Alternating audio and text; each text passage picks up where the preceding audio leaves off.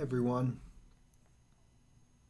Welcome back to our discussion of psychoanalytic analysis of the media. And now we're going to focus on Jacques Lacan, a French psychoanalyst. Fascinating figure to look into, Lacan, and a favorite of media theorists, of psychoanalysis, and film theorists, film theory. So I'm going to try to unpack this Lacan with you. My first encounter with Lacan, I think the first time I heard Lacan mentioned was at the New School for Social Research when I was doing my master's degree in psychoanalytic psychology.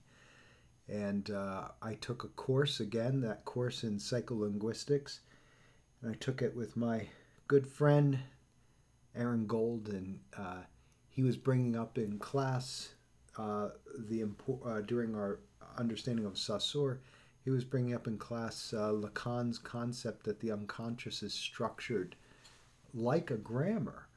And this was so foreign to me, and I thought my friend was so brilliant that he knew about this stuff, and it was completely off my radar at that point. So he turned me on to Lacan, and he knew all about Lacan, and I'm still wrestling with understanding Lacan.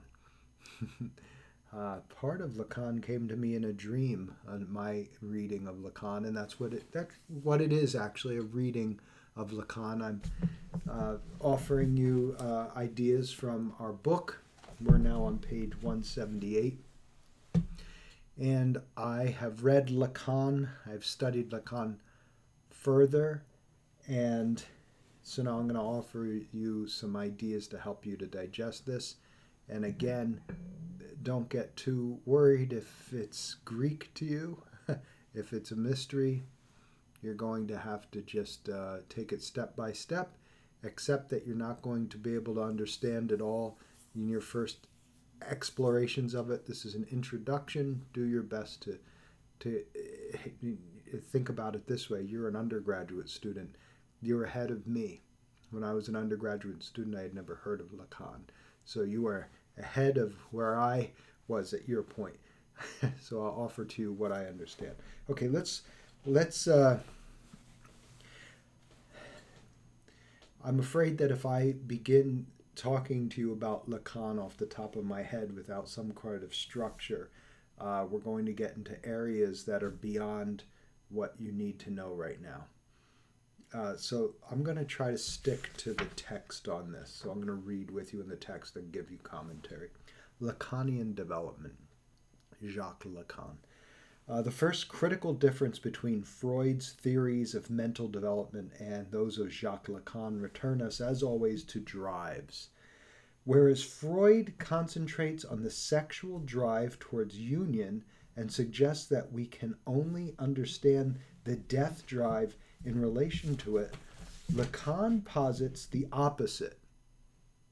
All drives, including the sex drive, are essentially a death drive, in the sense that there is something about all drives that compels the individual beyond permanent connection to any real objects. Once a drive achieves its object, it is not satisfied forever. There is always more to eat, as well as the potential for more sexual partners. The various connection with the world that Freud asserts as the basis of the sexual drive are illusory. I'm going to read that again. The various connections that with the world that Freud asserts as the basis of the sexual drive are illusory, for that very same drive always compels the individual away from permanent connections with any particular objects. Let's just take this.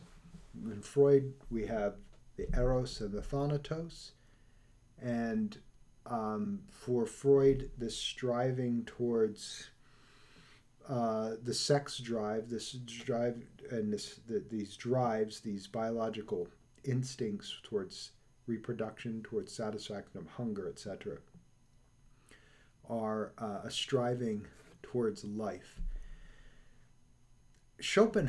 Arthur Schopenhauer points out that life is a succession of momentary, temporary satisfactions. We never,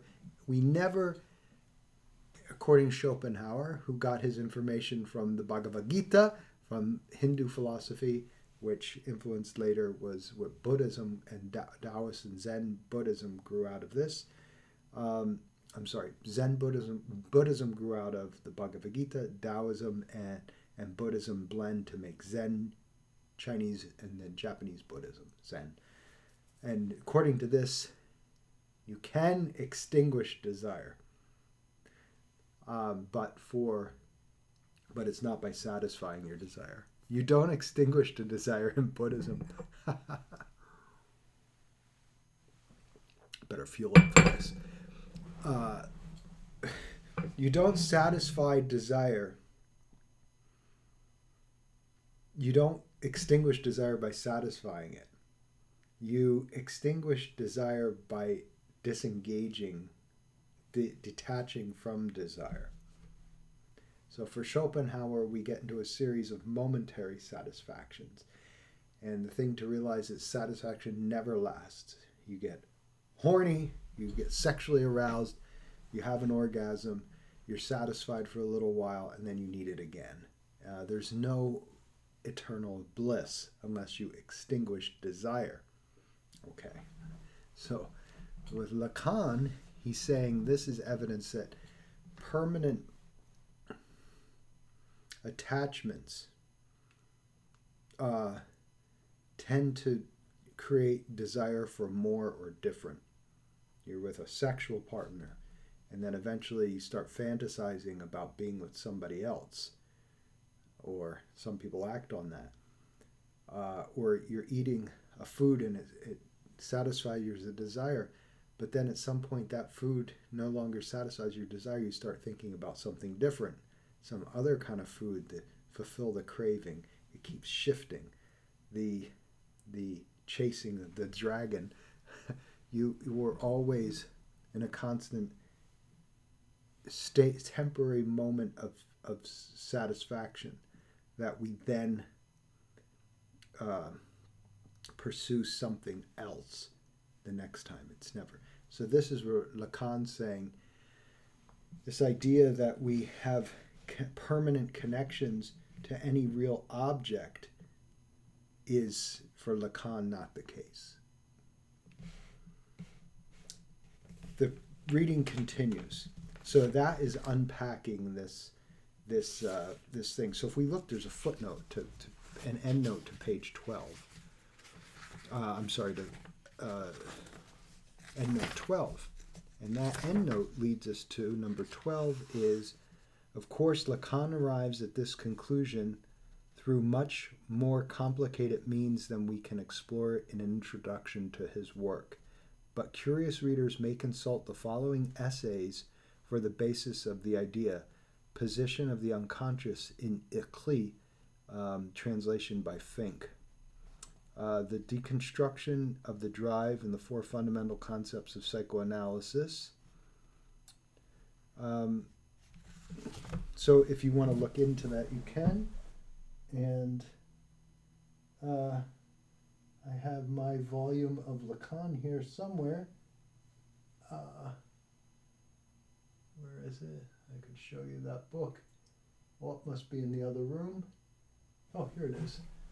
Here is my volume of Écrits of Jacques Lacan. And so that essay is in here.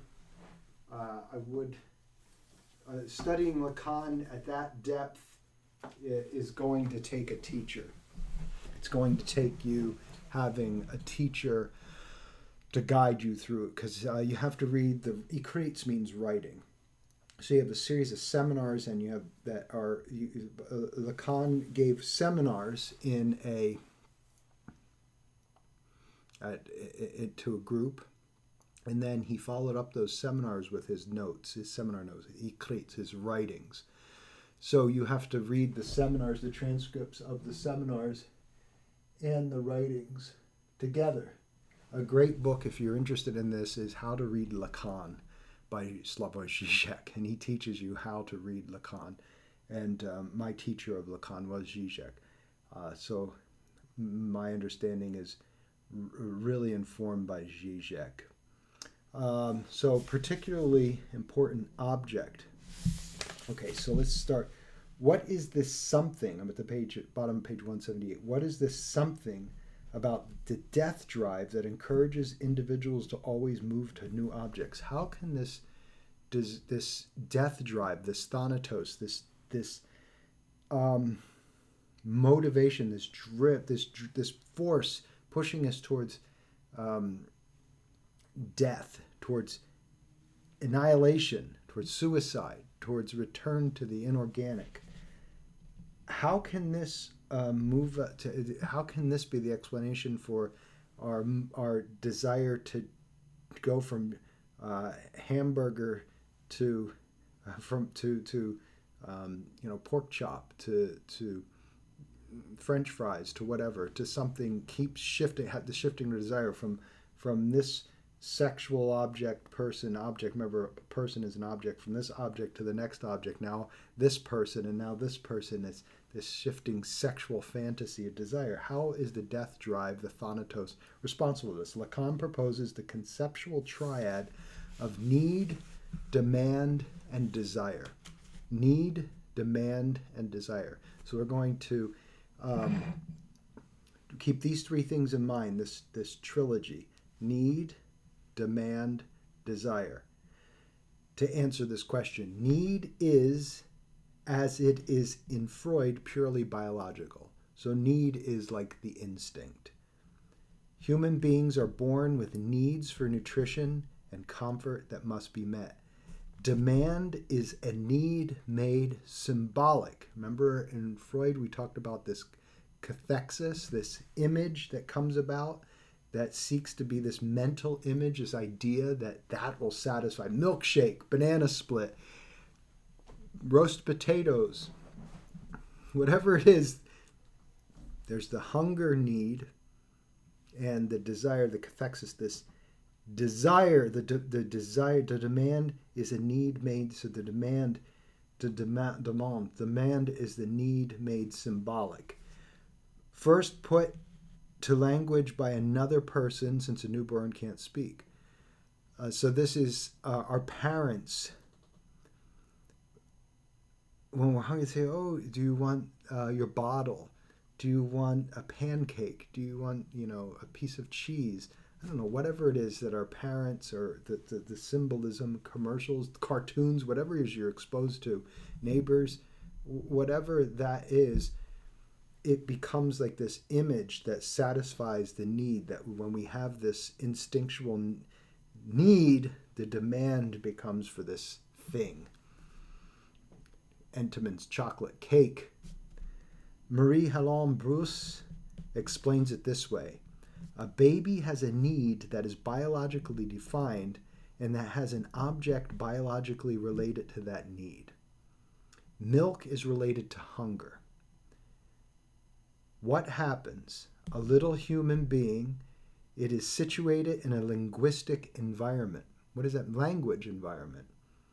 If its mother talks before it is born, and from that moment it is born too, she talks all the time, even when giving the baby the object its needs requires. Her use of the signifier or language has consequences on the feeding. For example, she gives the baby milk at times in a specific way. For need to be satisfied, a little human being has to deal with the other's demand. I'm going to repeat that. For need to be satisfied, the little human being has to deal with the other's demand. To be satisfied, it has to take the other's demand into account.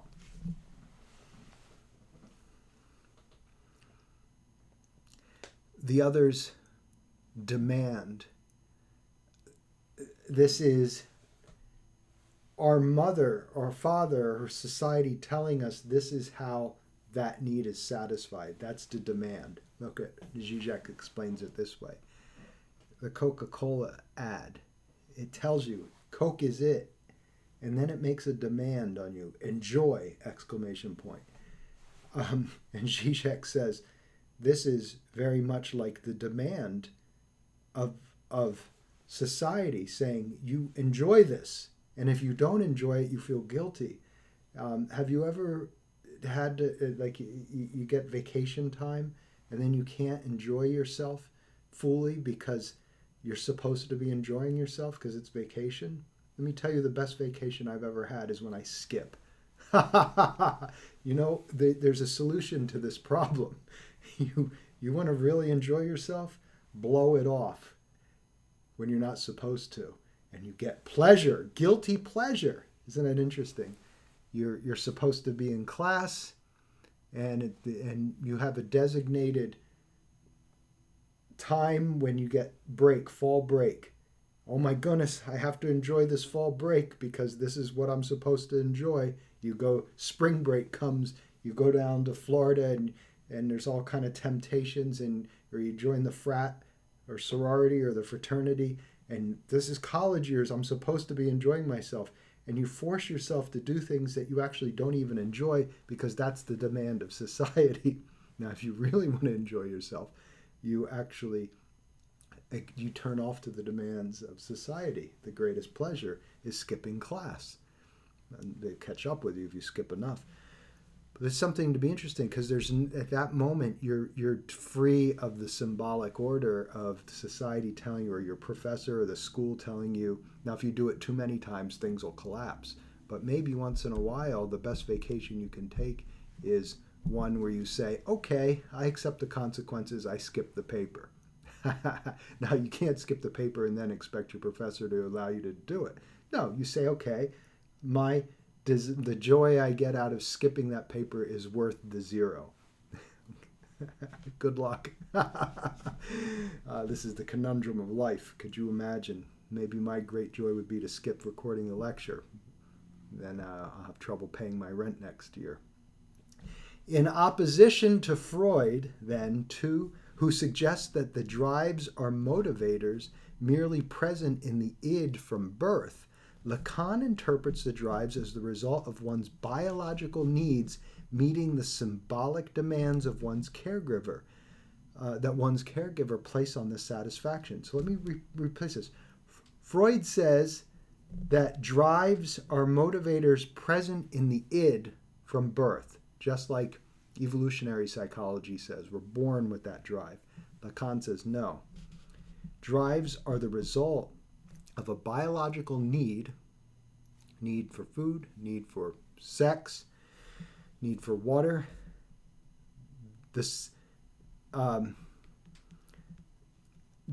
Meeting needs, one's biological needs meeting the symbolic demands of one's caregiver. So drive is somehow the tension between biological need and the external object's world, satisfaction of that need by condition. Demand, you can think of this as the condition that society or your parents or whomever set. Right now you're in college, you want certain things. You want how you're going to feel about yourself and how other people are going to look at you after you have letters behind your name. And that might be coming from some need for autonomy, for power, for control. I want to feel like I'm in control. I can, but then there's different. My demand on you is that you get this and write an essay, a nice essay without spelling goofs and intelligent thoughts. And at a certain time, so that's my demand on you to fulfill a need that you have. Put another way, one cannot meaningfully experience motivation until one understands the perimeters in which the motivation might occur. It is the emphasis on the power of language and communication in the formation of mental motivations that makes Lacan very popular among media scholars interested in the ways that media symbols and images engage our minds. So now we've looked at need, demand, and we can look at desire now. Need is the biological thing that we come into life with. Demand is the conditions that society, firstly mom, caregivers, dad, society, put as conditions to satisfy that need. That's the demand.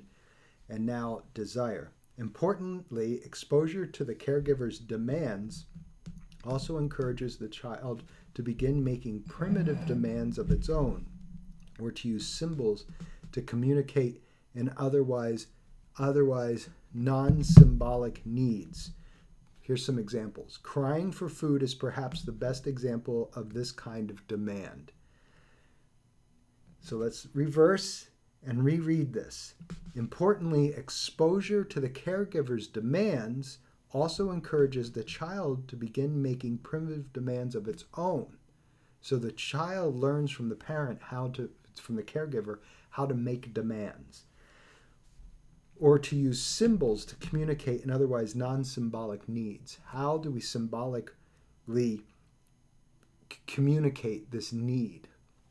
Crying for food is a demand, perhaps the best example of this kind of demand. Whereas a biological need is either filled or unfulfilled, however, the social nature of the demand adds a critical layer to the complication.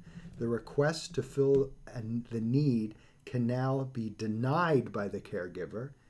Before language, the child merely required milk, whereas the child who asks for milk can be refused.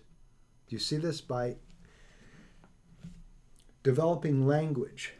And crying is a language, body language. It's not just words. We learn to symbolically communicate before linguistically, but also linguistically. And now it's not just I need something. It's I demand something, and others, because we're altricial, that means we're not able to get it ourselves. We can't yet self-regulate. We depend on others for self-regulation, for satisfaction of the demand. Now that is a question mark. Are they going to help me? Are they going to give me food? Some babies cry 3 different ways. One's I'm hungry. One's I'm wet and messy. I need to be changed. Physical discomfort. 3 is I need love. I need connection. Now, a mom who's tuned in can distinguish in her baby between those 3 cries. Psychoanalytic, we study this in child psychoanalysis. Psychoanalytic pediatrician Terry Breselton says the astute mother can distinguish from the cry, oh, hungry. Different type of cry, oh, needs to be changed. 3rd cry, needs physical contact. So beyond baby crying, mom responds with the wrong response. That's not meeting the child's demand. There's a question mark. When that question mark is asked, when you're hungry, the question is asked, will you feed me? But there's another question, am I loved? See, there's an underlying question to, and if that mother doesn't respond, the question of am I loved is answered. No. So embedded in those 3 needs of biology is an underlying question of am I loved? Pre-linguistic. It eventually becomes linguistic when we learn the I concept and the concept of love, attachment. Before language, the child merely required milk, whereas the child who asks for milk can be refused. This means that every demand really has 2 requests. One, a request for a specific object. That's a request that can be either accepted or denied. Milk, holding, physical comfort, changing the wet nappy. The second, to be recognized, to be loved by the caregiver. Every time that baby cries, underlying the physical need is a question. Erickson calls it basic trust versus mistrust. Karen Horney, the same thing. This is the basic question. Am I loved? Can I rely on this caregiver to meet my demand? The first is easy to meet as long as the specific object is available, milk or whatever. But the second is much more difficult. How Lacan asks, can we ever be sure that the caregiver really loves us? What must the caregiver do to prove this love and fulfill this request? Because these questions can never be answered with absolute certainty, the question of love and recognition remains open. There's always this, am I loved? There's always this insecurity. This openness is the genesis of desire. Desire. Now we have the third aspect, need. That's the biological need. Demand. That's the demand, firstly, that others make on us as caregivers, and then that later we learn to make on ourselves and onto others. And the third of this triangle is desire.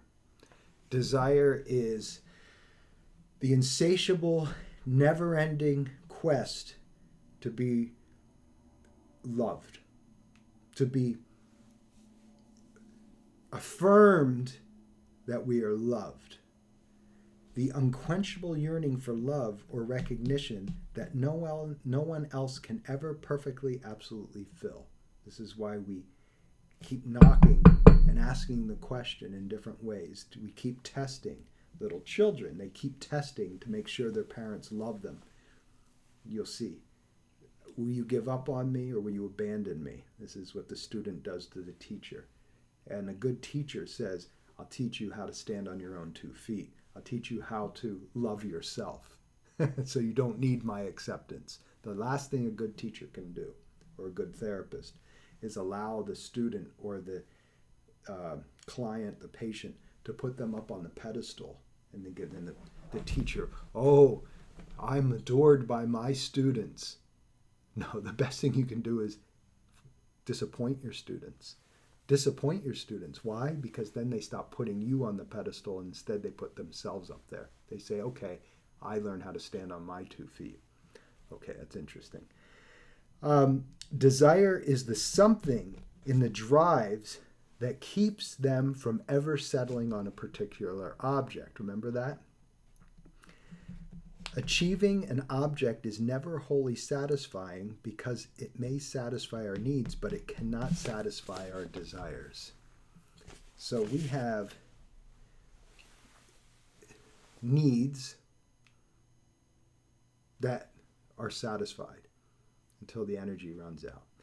Needs through demands of society, parents, learning language, symbolism, take on a symbolic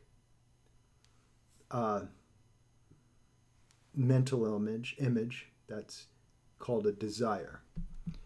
And it's fleeting, it's illusory. And this is why, as he says, satisfying it, because the object could satisfy the need, but it can never satisfy the desire. Desire is never ending. I think there's an easy way to understand this through reading Schopenhauer. And Schopenhauer gets this from the Vedic Hindu texts, the Bhagavad Gita, the Upanishads, and that is, the Upanishads. And this is what we learn in Taoism, it's what we learn in Buddhism. And that is, you can never satisfy desire. What you can do is liberate yourself from desire. It's fascinating. This is Eastern. Well, this when you get into Schopenhauer, and then is indirectly through into Lacan. This is when you have a meeting of Eastern philosophy and Western philosophy. Now, Lacan.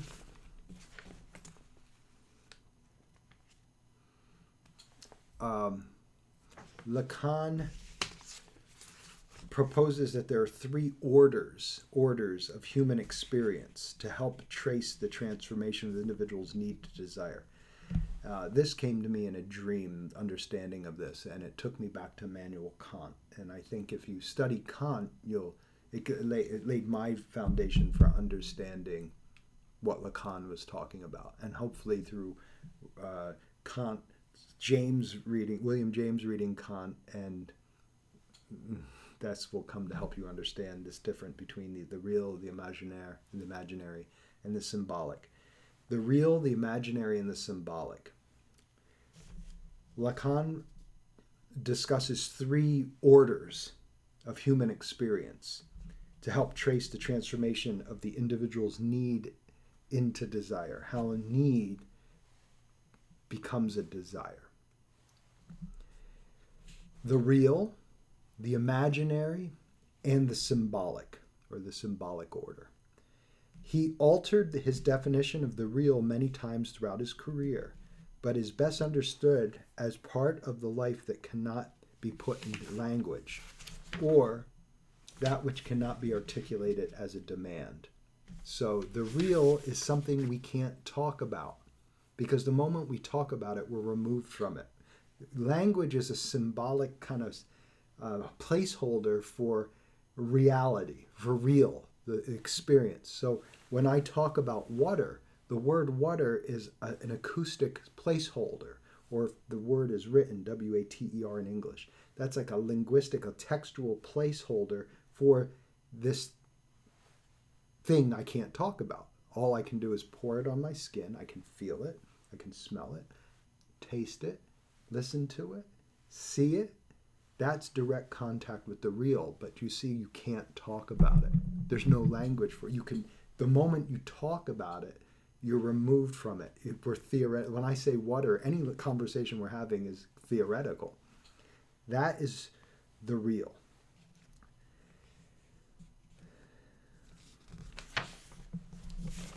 The imaginary, this is in French, in the original is imaginaire, the real, the imaginaire, and the symbolique. The imaginary is a primary developmental space in which the child learns to make demands.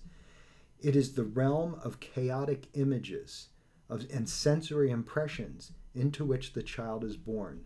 The child has no sense of self or ego in the imaginary, but a crucial developmental moment here known as the mirror stage begins to organize the agency known as the ego prior to social determination in a fictional direction. At this point, the child learns to recognize and identify with his own image, with its own image, most often reflected in a mirror. An immensely pleasurable impression of perfection and wholeness that the child incorporates into the basis of its ego. Okay, so this is very interesting. You know that we know in child's developmental psychology, it's somewhere around a year and a half, by a year and a half of age, 1 year, 6 months. The child, the infant, the toddler, will look into a mirror. And at some point, if you put a little rouge on their forehead, at some point the child will stop looking in the mirror and just batting at it like a cat does, and instead will look in the mirror, see the rouge, and touch their own forehead. And this is the birth of the self. This is the fall from grace, the tree of knowledge of good and bad, falling from grace. Suddenly there goes, oh, I'm naked. Self-recognition. Up until this point, we have nothing but imaginary, the imagery. In cognitive development, they call this egocentrism. The child doesn't understand that it's different. Mommy and me are one. Everything is just, and it's all an extension of myself, so these images. But then they start to learn language. Fire truck, apple, puppy dog, Matthew, me, you. These symbolic sounds begin to become associated with states of being. That's the imaginary. That's when the imaginary starts to get linguistically bound. And suddenly the mirror, look, oh, me, I. Before we had this experience of everything of a whole, we look into the mirror and suddenly I'm looking and subject and object are no longer one. It's split. oh my goodness, I can now be the object of my own subjectivity. Now, this is off the chain if you think about this. This is the moment when all problems start, also all bliss starts. The moment you can't have any type of mental emotional problems if you don't have this subject object split. In other words, I'm not good enough for me, or we look and we judge ourselves. So we are simultaneously the judge and the judged in that mirror. We're simultaneously having a subjective experience of our objective self, or an objective experience of our subjective self. We're judging, we're somehow simultaneously living ourselves and seeing ourselves from like above back here, looking down on ourselves as observers. Consciousness, ego. And I don't mean like ego, like this kind of ego. Look at me, I'm so important. Ego meaning Latin, I, the me. It's the birth of selfhood. Bear with us. We're getting on. The ego fully materializes as the child acquires the ability to use language and make more coherent demands of others. This acquisition marks the movement from the imaginary to the symbolic, or the cultural order, the symbolic order it's called, of meaning and maintained through words and symbols. Lacan suggests that this is the transition, is the culmination of the Oedipus complex, a process that has much more to do with language than Freud suggested. The complex unfolds as follows. This is a rereading Lacan does of Oedipus situation. Desire to conquer the father and be the object of the mother's desire. But he says, no, this has to do with language and symbolic order. The complex unfolds as follows. The primary caregiver, often but not all necessarily the mother, stands as a critical figure within the egoless perfection of the imaginary. The phallus, now this word phallus has a specific meaning for Lacan. Phallus is the Lacanian term for any object that the child believes is the primary caregiver desires within this order. So the phallus is whatever it is that the child comes to believe is the desire of the mother or the other. Mother, M/other, the mother, the other. So in classic Freudian terms, the child in this Oedipal situation sees the mother desires the father, so the child identifies with the father to becomes more like the father to attract the mother's affections. So then the father's no longer a competitor. But for Lacan, the phallus extends beyond the father. It's the phallus is anything. It's in the name of the father. It's anything that.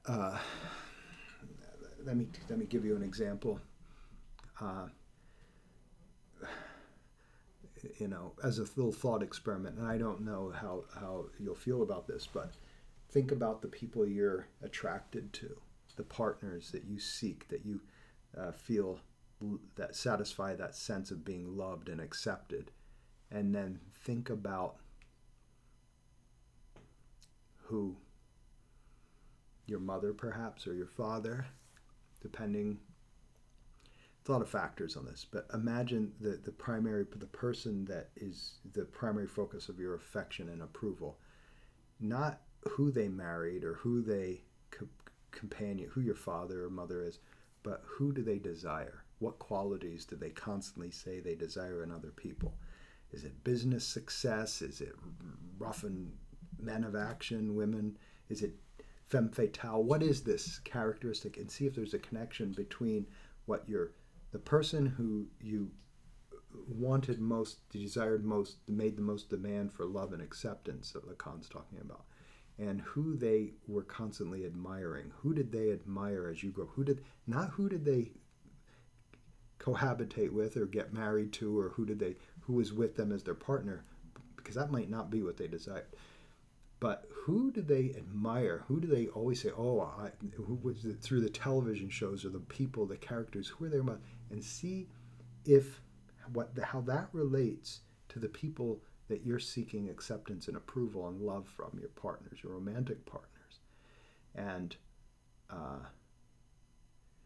in an interesting way, does that romantic partner see in you the thing that the mother, in this example, could be the father, but in the mother, set as the example of what is desired in them. Very interesting, because at some level, the parent and the lover become superimposed on one another. So this idea of the phallus is any quality, success, money, education, good looks, ruggedness, sensuousness, sexuality, whatever it is, that is the phallus.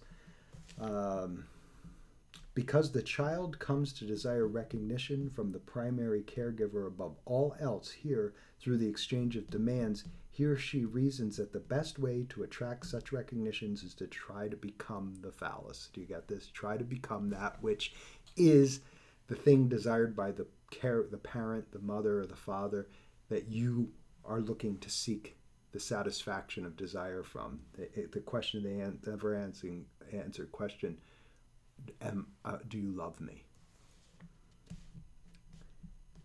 At this point, a secondary caregiver, often but not necessarily the father, intervenes and denies the child the possibility of the transformation, breaking him or her free of the lure of the primary caregiver's desire through the introduction of language, laws, social convention, in other words, the introduction of reality, social reality.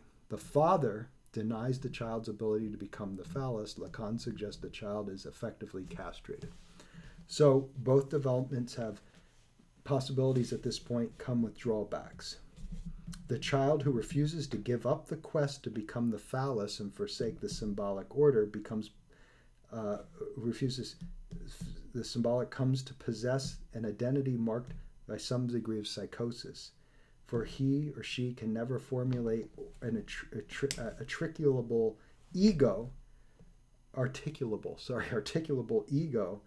or accept fully the limitations of cultural convention transmitted through language. Giving up the quest to accepting language, on the other hand, allows the coherent ego in the child and present to others through symbols, but it also dooms him or her to living with the insatiable motivation of desire. Lacan refers to the experience as the gap between the imaginary and the symbolic, and allows, and this is the idea of the lack.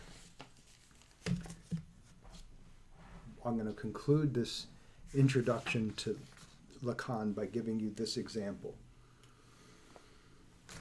When you're driving down the highway, and you yourself are in the sporty car, stick shift, coming in and out, traffic, winding, and you're feeling the power, you're feeling in charge.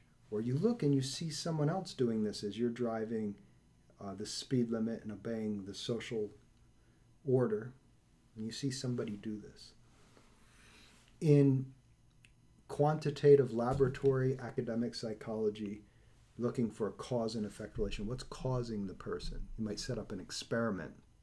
Well, this person is driving this way because they have energy, or I don't know, whatever these causal explanations are, which to me are largely unsatisfying. Okay, you learn them in school, you memorize them, you answer it on the test, but it never seems to satisfy me, these reward and punishment, that the reward, the payoff for driving this way. Lacan asks a question that I think strikes home, and that is, I love this question. It's the question that illustrates the difference between the imaginary, and the symbolic order that one exists in. If you can see where you locate yourself in your symbolic order, that's the goal of psychoanalysis. The question isn't why this person is driving this way. The question is, who do they imagine is watching them? Who are they driving this way for within their imagination, within their symbolic order? And that begins to give insight. When you're doing this, whatever you do, whatever you dress up, you go on the Facebook or TikTok or whatever, and you put on a show to get likes, who do you imagine is watching you? Who do you imagine is liking you? That's going to give you insight to where you exist within your symbolic order. So that is where I'm going to end on Lacan. And what we're going to pick up on the final aspect of this, this series of lectures is using these two ideas, Freud and Lacan, mostly Lacan, the concepts of psychoanalysis to analyze some film and media ads. I want to also, and this is called apparatus theory. So what I want to leave you with this is one last piece of information. There's also a third very popular psychodynamic theorist that is great for film studies, and that is Carl Jung. And Carl Jung, Jungian analysis of film is a really big topic. It's a whole nother ball of wax, but it's the one that I'm been most attracted to in the past few years. And I'll post some things for you to check that out. But for right now, you're going to have your hands full, I think, with just getting the Lacan. Okay, read, reread, listen to the Zizek movie. He'll help you to understand this. Let go and just receive, and think of this as planting seeds in the soil that may one day sprout and blossom, if not right now. Thanks for listening.